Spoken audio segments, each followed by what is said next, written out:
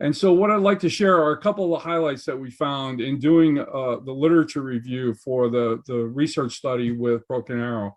And these are not in any priority order, but some of the things that stand out in terms of what happens in a successful career pathway. First of all, it creates relevance, right? So it answers the age-old question of why am I studying this? You know, students have asked that forever. And so it makes a direct link between what students are learning in schools in terms of academic programming and what their interests are in terms of long-term career goals. And although that's true, many schools are not providing adequate career training, and literature supports the fact that many schools are not doing it because they don't have the adequate resources for teachers, nor have they developed the adequate strategies for teachers to be able to employ in terms of career training for students. And that's some of what you'll hear about today. There are many positives, however, that come out of a successful career program. One is that students who have gone through a program have a 17% on average higher earning potential throughout their lifetimes. And within the school system, the successes that occur are higher college going rates, increased academic performance, lower dropout rates, and correspondingly increases in attendance.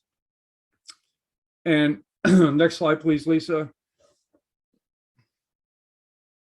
The research also supports the fact that the time to really start is in middle school. I mean, I know a lot of school districts have implemented this in elementary school, which is also important.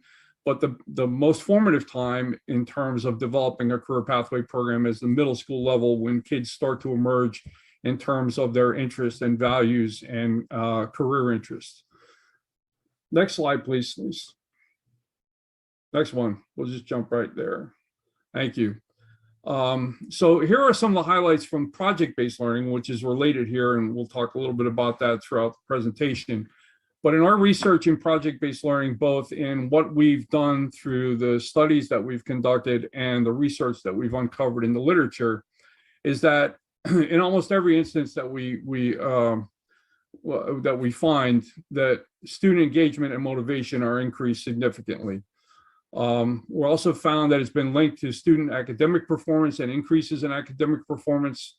Project-based learning increases student competencies and soft skills, including 21st century skills, communication, collaboration, and such, and social emotional skills and self-moderation and interpersonal skills, which are key elements of what businesses and industries are looking for. And we'll tie that together in just a second.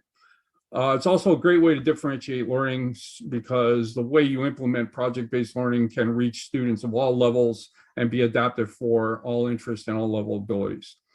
And lastly, we found over time that teachers' perceptions of project-based learning are generally quite positive. And so you see a really positive atmosphere in classrooms.